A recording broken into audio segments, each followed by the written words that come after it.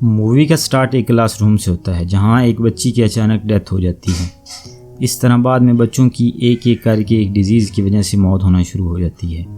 Scientist इस बीमारी को एडियोपैथिक एडोलेसेंट एक्यूट न्यूरोडिजनरेशन यानी IAAN का नाम देते हैं। IAAN की वजह से 90% चिल्ड्रन और टीन एजर्स की डेथ हो जाती है और जो बच जाते हैं इनमें अनयूजुअल एबिलिटीज़ आ जाती हैं। अमेरिकन प्रेसिडेंट का बेटा क्लांसी भी IAAN का शिकार हो जाता है मगर वो सर्वाइव कर जाता है। अमेरिकन प्रेसिडेंट सबको होप दिलाता है कि वो जल्द ही इसका क्योर ढूंढ लेंगे और जितना हो सके इतने बच्चों को बचाएंगे। सीन रूबी डेली पर शिफ्ट होता है जिसका आज बर्थडे होता है और इसके पेरेंट्स इसको गिफ्ट में एक चेन देते हैं। रूबी के पेरेंट्स इसके लिए बहुत परेशान होते हैं मगर रूबी इनको हौसला देती है कि वो बिल्कुल ठीक है और वो इन्हें छोड़कर कहीं नहीं जाएगी। रात जब सब सो रहे होते हैं तो रूबी अपने पेरेंट्स के कमरे में आ जाती है। वो अपनी मदर को हक करती है और तभी अचानक रूबी की आंखें ऑरेंज हो जाती हैं और कमरे में लाइटिंग होती है। अगली सुबह जब रूबी अपनी मदर के पास आती है तभी रूबी की मदर इसको पहचानने से इनकार कर देती है।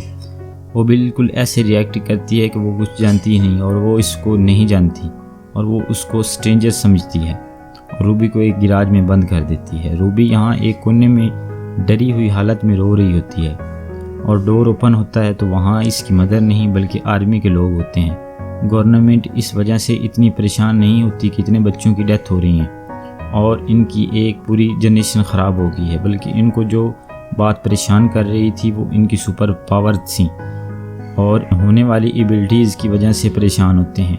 अगर कोई बच्चा बच जाता है तो उसे आर्मी अपने कैंप में ले आती है। कहानी शिफ्ट होती है और हम देखते हैं कि रूबी लेटी हुई होती है और एक डॉक्टर उसे एग्जामिन कर रहा होता है। डॉक्टर रूबी को एक चार्ट दिखाता है जिस पर मुख्तलिफ कलर्स होते हैं। डॉक्टर रूबी को बताता है कि बच्चों की आइज़ में ये कलर शो होते हैं और इनकी मदद से वो उनकी कैटेगरी में डिवाइड करते हैं। वो बताता है कि ग्रीन आइज़ वाले इंटेलिजेंट होते हैं, ब्लू आइज़ वाले के पास चीज़ों को उठाने की सुपर पावर होती है, येलो बिजली को कंट्रोल कर सकते हैं और रेड और ऑरेंज सबसे ज़्यादा ख़तरनाक हैं और वो रेयर भी होते हैं। डॉक्टर को पता चलता है कि रूबी ऑरेंज में फॉल करती है। डॉक्टर रूबी को इंजेक्शन देने ही लगता है कि रूबी इसका हाथ पकड़कर अपनी दिमाग को कंट्रोल करने वाली पावर से डॉक्टर के माइंड में जाती है और डॉक्टर को इस पर बिलीव करने पर मजबूर कर देती है कि वो ग्रीन है और अब कैंप में कोई भी रेड या ऑरेंज नहीं है बल्कि एक रूबी ही ऑरेंज है जिसके बारे में कोई नहीं जानता। ऐसे ही वक्त गुजरता है और बच्चे बड़े हो जाते हैं। एक सोल्जर को रूबी के ग्रीन होने पर शक हो जाता है तो वो सब बच्चों को फ्रीक्वेंसी टेस्ट के लिए ले जाते हैं। इसी दौरान रूबी इस फ्रीक्वेंसी से बेहोश हो जाती है। होश में आने पर इसके सामने कैट बैठी होती है जो इसे एग्जामिन कर रही होती है। जब सोल्जर केट को वहाँ से जाने का कहते हैं, केट रूबी के पास एक नोट छोड़ कर जाती है। नोट पर लिखा होता है कि कैंप में पता चल चुका है कि तुम ऑरेंज हो, ये तुम्हें आज मार देंगे। साथ में रूबी की हथकड़ी की चाबी होती है। रूबी रात को केट के पास पहुंच जाती है और केट इसको कैंप से बाहर निकालती है। कैंप से निकलने के बाद रूबी खुले आसमान की तरफ देखती है और ख़ुद को आज़ाद महसूस करके बहुत खुश होती। रूबी घर जाने के लिए बहुत एक्साइटेड होती है मगर केट कहती है कि घर जाना सेव नहीं है। केट रूबी को लीग के बारे में बताती है जो बच्चों को कैंप से बचाती है। केट भी इसी लीग का एक मेंबर होती है। केट कहती है कि वो इसे वहाँ से ले जाएगी। केट रूबी को एक नेकलेस भी देती है जो कि एक ट्रैकर होता है। केट रूबी को कहती है कि जब तुम्हें हमारी ज़रूरत पड़े तो तब इस ट्रैकर को दबा देना, हम जहाँ भी होंगे हम आपके पास पहुँच जाएं। रूबी और केट रूब से मिलते हैं जो कि केट का पार्टनर होता है। जब रूबी रूब के हाथ को टच करती है तो उसे विजन आता है कि रूब इसे पकड़ना चाहता है। रूबी को इनके साथ रहना सेफ नहीं लगता, इसलिए जब वो गैस स्टेशन में जाती है तो वो कपड़े चेंज करने के बाद वहाँ से भागने का सोच रही होती है। तभी इसे वहाँ पर एक छोटी उम्र की लड़की मिलती है। इसको फॉलो करते हुए रूबी इस वैन के पास पहुँच जाती है। वो बच्ची रूबी को अंदर आने देती है और इसको छुपा देती है। तभी वैन में दो और लड़की आकर बैठ जाती हैं। कैट और रूब को वैन के पास आता देख वो वहाँ से वैन को तेज़ी से भगाते हैं। अचानक रूबी को पीछे देखकर वो दोनों शॉक हो जाते हैं और इसको डांटते हैं कि तुमने रूबी को अंदर क्यों आने दिया। तो रूबी इनको कहती है कि वो ग्रीन है, आपको मुझसे कोई ख़तरा नहीं। इधर कैंप की एक औरत, रूब और कैट भी गाड़ी के पीछे लग जाते हैं।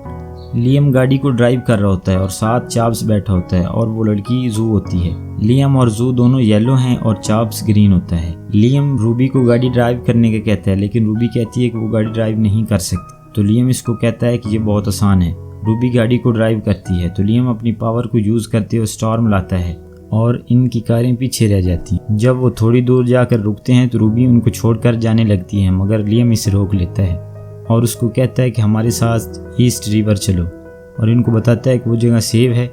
वो एक कैंप है जिसको एक स्लिप नाम का आदमी चला रहा है जो कि येलो है। रास्ते में रूबी कंफ्यूज होती है कि इसने लीग के साथ ना जाकर बहुत बड़ी गलती है। तभी इसे लियम बताता है कि लीग और आर्मी इसको यूज करना चाहते हैं। लीग इनको तैयार कर रही होती है कि वो कैंप से किस तरह लड़े। होते हुए रूब का हाथ जू को टच करता है। तभी जू की मेमोरी से इसे पता चलता है कि लियम ने कैंप का दरवाज़ा तोड़कर किस तरह बहुत सारे बच्चों को बचाया था और जू की मदद भी की थी। तब से लियम ही जू का ख्याल रख रहा है। अगले दिन ये सब शॉपिंग करने के लिए एक मॉल के अंदर जाते हैं। तभी वहाँ पर सर्वाइवर इन पर हमला कर देते हैं। वो समझते हैं कहीं कैंप के लोग इन्हें पकड़ने तो नहीं आए। जब लियम और जू पर हमला करते हैं तो वो इन्हें छोड़ देते हैं और रूबी अपनी पावर से इसके ब्रेन में जाती है और इसको ईस्ट रिवर का पता लगा लेती है। वो ईस्ट रिवर जाने की बजाय रूबी को इसके घर ले जाते हैं।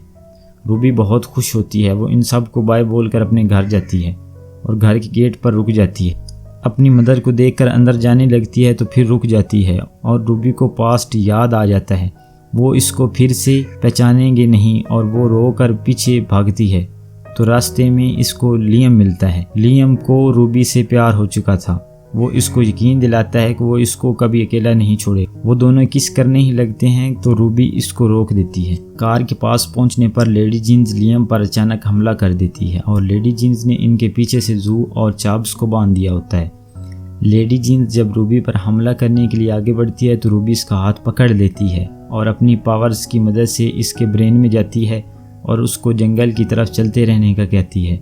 यहाँ पर सबको पता चल जाता है कि रूबी ऑरेंज है और रूबी को चोट लगने की वजह से वो बेहोश हो जाती है और जब इसको होश आता है तो वो परेशान होती है कि इसके ऑरेंज होने की वजह से इसके साथी इससे डर न जाएं।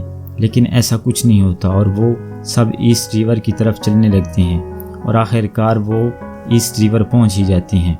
वहाँ इन्हें पता चलता है कि स्लिप किड और कोई नहीं बल्कि प्रेसिडेंट के बेटा है जो कि ठीक नहीं हुआ था बल्कि इसने झूठ बोला था। नेक्स्ट सीन में क्लेंसी रूबी को अपने पास बुलाता है और क्लेंसी रूबी को अपनी सफरिंग के बारे में दिखाता है और रूबी को अपनी पावर्स कंट्रोल करना और यूज़ करना सिखाएगा ताकि रूबी पावर्स को सही डायरेक्शन में यूज़ कर सके। क्लेंसी रूबी के पास में जाके देखता है कि रूबी ने किस तरह खुद को अपने पेरेंट्स की मेमोरी से अरेज किया था ताकि वो इसके जाने के बाद नॉर्मल लाइफ गुजार सकें। यही वजह थी कि नेक्स्ट डे इसकी माँ ने इसे पहचानने से इनकार कर दिया था और वो वापस घर भी नहीं गई। क्लेंसी इसकी इस पावर से बहुत हैरान होता है। क्लेंसी रूबी को कहता है कि वो भी इसे सीखना चाहता है मगर रूबी कहती है कि वो इसे नहीं जानती कि उसने ऐसा कैसे किया। लियम उनको पास देकर जेलस होता है जिससे रूबी इसको समझाती है लेकिन लियम इसकी एक नहीं सुनता और वहाँ से चला जाता है। रूबी इसके पीछे जाती है लेकिन वो नहीं मिलता लेकिन चाब्स एक जगह बैठा हुआ मिलता है। चाब्स को उदास देखकर रूबी इसके पास जाती है। वो इसको बताता है कि इसको अपने पेरेंट्स बहुत याद आ रहे हैं। सीन क्लेंसी पर शिफ्ट होता है जहाँ वो किसी से बात कर रहा होता है जिससे पता चलता है कि वो बच्चों का दोस्त नहीं बल्कि एक विलन है। तभी वहाँ रूबी आ जाती है और इसको कहती है कि चाब्स को अपने पेरेंट्स से बात करने के लिए अपना कंप्यूटर यूज़ करने दे। वो इसको मेमोरी अरेज करने वाली पावर सिखाएगी। क्लेंसी मान जाता है और वो इसको सिखाती है। क्लेंसी रूबी के साथ बदतमीज़ी करता है और वो इसको मारती है और वहाँ से भाग जाती है जहाँ पर इसकी लियम से मुलाकात होती है। रूबी को टच करने पर लियम को पता चल जाता है। लियम क्लेंसी से लड़ने के लिए जा रहा होता है तो रूबी इसको रोक देती है और यहाँ से जाने को कहती है। रात को सब सोने के बाद चाब्स, रूबी और लियम वहाँ से निकल रहे होते हैं कि इनके सामने कैंप के लोग और सोल्जर्स आ जाते हैं। लियम अपनी पावर से इनको मार के इन सब को वहाँ से जाने का कहता है मगर क्लेंसी अपनी पावर से लियम को कंट्रोल कर लेता है। तभी इन सब को पता चल जाता है वो अपनी आर्मी बनाने के लिए इन सब को जमा कर रहा था। क्लेंसी जब लियम को मार रहा होता है तो रूबी अपनी पावर से सोल्जर्स के हेड को मार देती है और जू को लाइट को मैनिपुलेट करने को कहती है। इसी दौरान ये सब लियम को वहाँ से लेकर निकल जाते हैं मगर बाहर आकर देखते हैं कि आर्मी के हेलीकॉप्टर आए हैं जिसमें से सोल्जर्स रेड के साथ निकलते हैं। क्लेंसी अब इनको मैनिपुलेट करता है जिससे वो अपने मुंह से आग निकाल कर कैंप को तबाह कर रहे हैं। जब रेड इनकी तरफ आग फेंकते हैं तो लियम जख्मी होने के बावजूद इनको बचा लेता है। रूबी लियम और चाब्स को वहाँ से जाने का कहती है। रूबी कहती है कि सिर्फ वही है जो क्लेंसी से लड़ सकती है। क्लेंसी की तरफ बढ़ती है और अपने आसपास वाले सोल्जर्स को मैनिपुलेट करके अपने साथ कर लेती है। आधे सोल्जर्स को क्लेंसी मैनिपुलेट करता है, जिससे सोल्जर्स आपस में ही लड़ के मर जाते हैं। तभी क्लेंसी रूबी को मैनिपुलेट करके मेमोरी एरेज करने का कहता है। वहाँ ऐसा लगता है कि रूबी क्लेंसी के कंट्रोल में है, लेकिन रूबी अचानक गेम बदल देती है और अपने ऊपर नज़र आ रहे हेलीकॉप्टर के पायलट को कंट्रोल करके हेलीकॉप्टर क्लेंसी के ऊपर गिरा देती है और वहाँ से खुद भाग जाती है, जिसकी वजह से वहाँ पर धमाका होता है। तो चाब्स रूबी को बचाता है, जिससे चाब्स काफ़ी जल जाता है। चाब्स की ये हालत देखकर रूबी को कोई और रास्ता नहीं नज़र आता। वो कैट का दिया हुआ ट्रिगर दबा देती है, जिसके अंदर ट्रैकर लगा होता है। लियम इन्हें ढूंढता हुआ वहाँ पहुँच जाता है, जिसे रूबी से वहाँ से जाने का कहती है क्योंकि लीग आ रही होती है, क्योंकि विलियम को भी मार सकते हैं। पर विलियम वहाँ से नहीं जाता। वहाँ कैट और रोब पहुँच जाते हैं। रूबी होश में आने पर खुद को एक घर में पाती है। कैट इसे हौसला देती है और बताती है कि चाब्स की ट्रीटमेंट चल रही है, और वो रोब की बातों पर गुस्सा आने पर वो रोब को मैनिपुलेट करके वहाँ से जाने का कहती है। अभी वो यही कैट के साथ करने वाली होती है, तब कैट इसे रोक देती है। रूबी कैट से कहती है कि वो लीग के लिए काम करेगी, पर वो विलियम को जाने देंगे। कैट इसे लेकर विलियम के पास जाती है।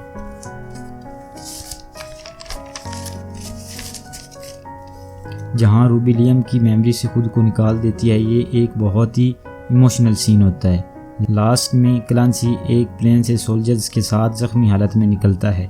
दूसरी तरफ रूबी कैट के साथ एक स्टेडियम में होती है, जहाँ वो ऑरेंज कलर अपने माथे पर लगाती है और वो भी बाकी बच्चों के साथ ट्रेनिंग शुरू कर देती है। दूसरी तरफ लियम जंगल में भाग रहा होता है ताकि वो अपने लिए नया रास्ता ढूंढ सके।